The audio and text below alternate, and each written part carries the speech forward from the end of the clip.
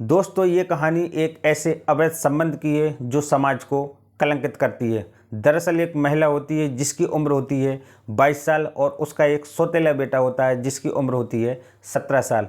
दरअसल इन दोनों के बीच में अवैध रिश्ता कायम हो जाता है और ये दोनों फिजिकल रिलेशन बनाने लगते हैं। दरअसल एक व्यक्ति होता है जिसकी उम्र होती है तकरीबन 45 से 50 साल के बीच में। एक दिन की बात है कि उसकी पत्नी को अचानक से दिल का दौरा पड़ता है और उसकी मौत हो जाती है। पत्नी की मौत के बाद में वो काफ़ी अकेलापन महसूस करता है और इसी अकेलेपन को दूर करने के लिए वो एक लड़की से शादी कर लेता है जिसकी उम्र होती है महज 22 साल। जबकि उसकी पहली पत्नी से 3 बच्चे थे और सबसे बड़े बेटी की उम्र लगभग 17 साल थी।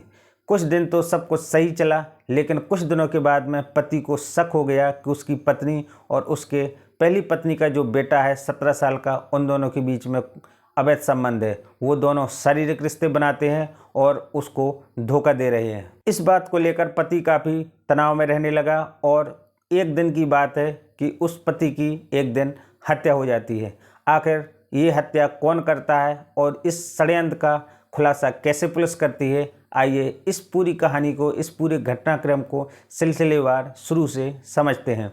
नमस्कार दोस्तों, मेरा नाम है सुशील कुमार और आप देख रहे हैं कहानी जनता की। दोस्तों अगर आप क्राइम कहानी सुनना पसंद करते हैं तो आप हमारे चैनल कहानी जनता की को जरूर सब्सक्राइब करें। आपको इसमें नई नई और सच्ची कहानियाँ सुनने को मिलती रहेंगी। दरअसल ये कहानी है दोस्तों उत्तर प्रदेश के मुरादाबाद की, जहाँ पर एक व्यक्ति रहता था जिसका नाम था जयदेव सिंह। दरअसल ये व्यक्ति सिख समुदाय से ताल्लुक़ रखता था और ये मुरादाबाद में ही एक एसडीएम के यहाँ बतौर ड्राइवरी की नौकरी करता था। ये एक सरकारी मुलाजिम था। इसके परिवार में कुल 5 सदस्य थे। इसकी पत्नी जिसका नाम था पुष्पा कौर और इसके 3 बेटे थे जिनका नाम था, सबसे बड़े बेटे का नाम था निहाल सिंह और दूसरे नंबर वाले के बेटे का नाम था सतनाम सिंह और सबसे छोटी बेटी थी उसका नाम था सिमरन। दरअसल बात है 25 जुलाई 2020 की। अचानक उसकी पत्नी पुष्पा कौर को दिल का दौरा पड़ता है और उसकी मौत हो जाती है। पत्नी की मौत के बाद में पति जयदेव सिंह काफ़ी परेशान रहने लगता है क्योंकि उसके बच्चे अभी छोटे थे और उनकी देखभाल के लिए घर में एक औरत का होना बहुत ज़रूरी था। इसलिए उसने एक लड़की की तलाश की जिसका नाम था दीपा कौर और उससे उसने 25 नवंबर 2022 को शादी कर ली। शादी के बाद में दीपा कौर उसके घर में आ जाती है। कुछ दिन तो सब कुछ ठीक ठाक चलता है, तकरीबन 6 महीने तक सब कुछ ठीक रहता है। ये बात है 6 मई 2023 की रात 2:30 बजे की। जगह मुरादाबाद, थाना मजोला और वहीं पर एक इलाका है जो मोहल्ला है उसका नाम था खुशहालपुर कॉलोनी। उसी खुशहालपुर कॉलोनी में एक गार्ड नौकरी करता था, यानी कि ड्यूटी करता था और रात को वो सभी घरों के बाहर जाकर चेक करता था कि कहीं किसी का कोई गेट खुला तो नहीं है।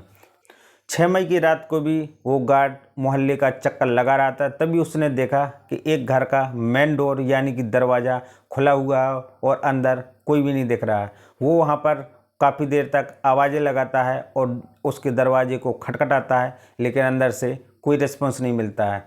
काफ़ी देर बाद जब वहाँ से अंदर से कोई नहीं निकला तो उसने सीटी ज़ोर ज़ोर से बजानी शुरू कर दी। सीटी की आवाज़ सुनकर आसपास के पड़ोसी जाग गए और वो निकलकर घर से बाहर आ गए।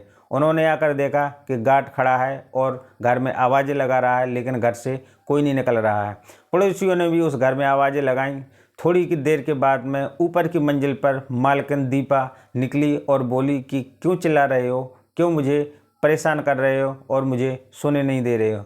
तब पड़ोसी और गार्ड मिलकर कहते हैं कि तुम्हारे घर का मेन डोर खुला हुआ है, इसीलिए हम आपको आवाज़ लगा रहे थे। आप अपने घर का दरवाज़ा बंद करके सोया करो, कहीं किसी दिन कोई घटना ना घट जाए, कोई चोर आके चोरी कर ले जाएगा, इसीलिए आप अपना दरवाज़ा बंद करके रखा करो। इतना सुनकर दीपा ऊपर से नीचे की तरफ आती है और अपना गेट बंद करने लगती है। दीपा को गेट बंद करता हुआ देख पड़ोसी और गार्ड भी वहाँ से चले जाते हैं। थोड़ी ही देर में दीपा ज़ोर ज़ोर से चीखने और चिल्लाने लगती है और कहती है कि मेरे पति को किसी ने मार डाला है।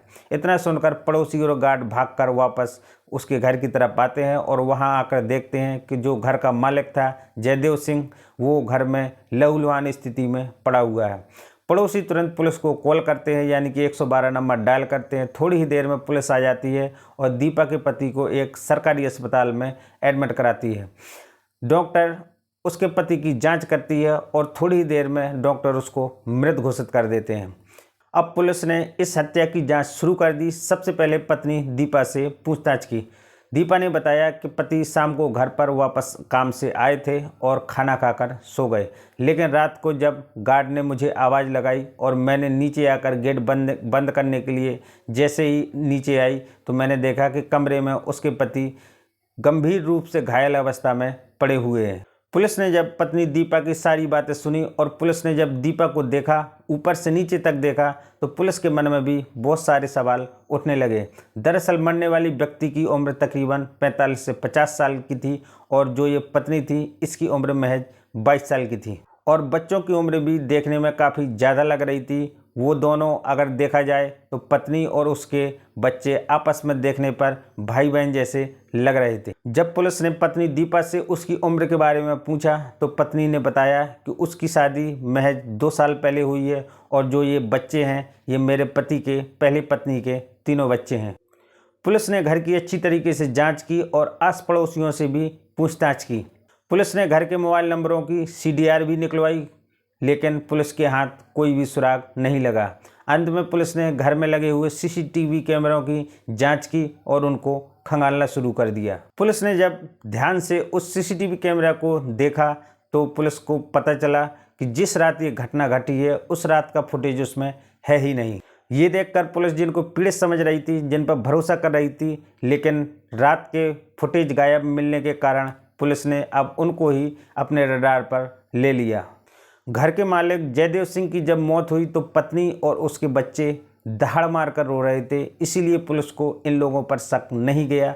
पुलिस दूसरे एंगल से जांच करती रही, लेकिन जब पुलिस ने CCTV कैमरे खंगाले तो उसमें रात का फुटेज गायब मिला और जब पत्नी से इसके बारे में पूछा गया तो वो कुछ संतोषजनक जवाब पुलिस को नहीं दे पाई। इसीलिए पुलिस ने तुरंत दीपा को अपनी हिरासत में ले लिया और उससे पूछताछ शुरू कर दी। शुरुआत में तो दीपा ने पुलिस को काफ़ी गुमराह किया, लेकिन पुलिस ने जब शक्ति दिखाई, क्योंकि पुलिस दीपा के बारे में अपने मुखबिरों से सारा कुछ पता कर चुकी थी, इसीलिए दीपा ज़्यादा देर तक टिक नहीं सकी और वो टूट गई और उसने एक ऐसा सच, ऐसा गुनाह कबूल किया कि जिसने भी सुना वो हैरान रह गया। दीपा ने बताया कि उसकी शादी 25 नवंबर 2022 को हुई थी। शादी के 6 महीने बाद ही उसका पति उस पर और उसके सौतेले बेटे निहाल पर शक करने लगा था। पत्नी की उम्र महज 22 साल थी और उसके बेटे की, जो उसकी पहली पत्नी का बेटा था निहाल सिंह, उसकी उम्र 17 साल थी। पति को शक था कि उसकी पत्नी और उसके बेटे में अवैध संबंध है, ये दोनों शारीरिक रिश्ते बनाते हैं, ये दोनों फिजिकल रिलेशन बनाते हैं। इसी शक के कारण उसने अपनी पत्नी और अपने बेटे की मारपीट शुरू कर दी। वो अक्सर घर में शराब पीकर आता था और इसी बात को लेकर झगड़ा करता था और वो अपनी पत्नी को बुरी तरह से पीटता था। जब उसका बेटा निहाल सिंह व उससे भी छोटा सतनाम सिंह जब उसको बचाने के लिए आते थे तो उन दोनों की भी पति जमकर पिटाई करता था। ये अब रोज़ की बात हो गई थी। पति अक्सर शराब पीकर आता था और उनके साथ में मारपीट करता था। इसी के चलते एक दिन बड़े बेटे निहाल सिंह को पति ने रुद्रपुर, यानी कि उत्तराखंड के रुद्रपुर पढ़ने के लिए भेज दिया, लेकिन उसके जाने के बाद में भी घर में झगड़ा होता रहता था और उसके साथ मारपीट होती रहती थी। पति ने घर में CCTV कैमरा भी लगाया था और उसको अपने मोबाइल पर कनेक्ट भी किया था। पति जहां कहीं भी ड्यूटी पर जाता था वो अपने मोबाइल में ऑनलाइन अपने घर की फुटेज को, यानी कि कैमरों को चेक करता रहता था कि घर में क्या हो रहा है, उसका बेटा क्या कर रहा है और उसकी पत्नी क्या कर रही है, क्योंकि पति को पहले से ही शक था कि उसका बेटा और उसकी बीवी के बीच में कुछ ना कुछ खिचड़ी जरूर पक रही है, क्योंकि पति उनको कुछ करते हुए पहले देख चुका था। रोज रोज की पिटाई से तंग आकर दीपा ने एक दिन अपने भाई नीशू को फ़ोन लगाया और कहा कि उसका पति उसके साथ रोज़ मारपीट करता है और उसके सौतेले बेटे निहाल के साथ में उसके अवैध रिश्ते को लेकर उससे झगड़ा करता है और उस पर आरोप लगाता है। इतनी बात सुनकर दीपा के भाई नीशू ने कहा कि कोई बात नहीं, हम इसमें कुछ ज़रूर करेंगे। दीपा ने कहा कि मुझे अपने पति से छुटकारा चाहिए, जिस पर उसके भाई नीशू ने उसमें हाँ में हाँ मिला दी और कहा कि हम ज़रूर कुछ ना कुछ इसका उपाय खोजेंगे। वो दिन था 6 मई 2023 का, जब दीपा और उसका भाई नीशू और सौतेला बेटा बड़ा जिसका नाम था निहाल 17 साल जिसकी उम्र थी, और उससे छोटा 14 साल का सतनाम सिंह, इन चारों ने मिलकर एक षड्यंत्र रचा और अपने ही पति को मारने की योजना बना डाली।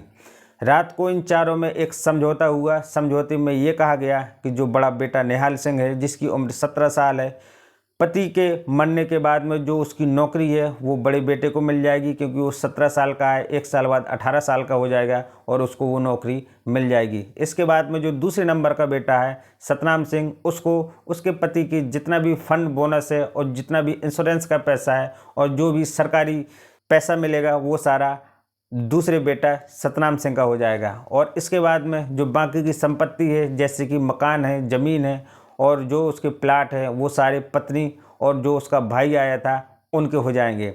इस बात पर सहमति बनी और इसके बाद में रात का तकरीबन 1:30 बजा हुआ था।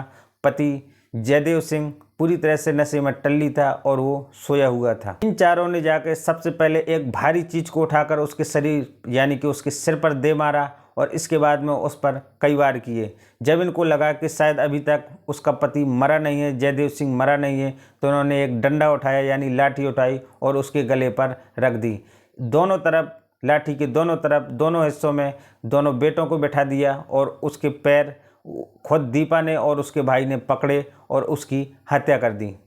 दीपा ने कभी सोचा भी नहीं था कि वो इस केस में यानी कि इस हत्याकांड में कभी फंसेगी भी। पुलिस ने महज 24 घंटे में ये केस सुलझा लिया। पुलिस सूत्रों की माने तो जो मृतक था जयदेव सिंह सरदार, वो एक शराबी और अय्याश किस्म का व्यक्ति था। उसका कई गैर महिलाओं के साथ में नाजायज रिश्ते थे। पुलिस के सूत्रों से ये भी जानकारी मिली है कि उसकी पत्नी दीपा और उसका जो सौतेला बेटा 17 वर्षीय निहाल सिंह था, इन दोनों के बीच में फिजिकल रिलेशन थे, अवैध संबंध थे। जब भी इनको मौका मिलता था ये दोनों शारीरिक रिश्ते बनाते थे और सारी मर्यादाएं तोड़ देते थे। पति जयदेव सिंह ने इनको रंगे हाथ पकड़ लिया था, इसीलिए वो इनके रिश्ते पर सवाल उठाता था। फिलहाल इस अवैध संबंध की किसी भी आरोपी ने या पुलिस ने कोई पुष्टि नहीं की है। फिलहाल पुलिस ने आरोपी दीपा और उसके भाई नीशू को जेल भेज दिया है, क्योंकि ये दोनों बालक थे और जो 2 नाबालिग आरोपी थे जिसका नाम था निहाल सिंह जो कि सिर्फ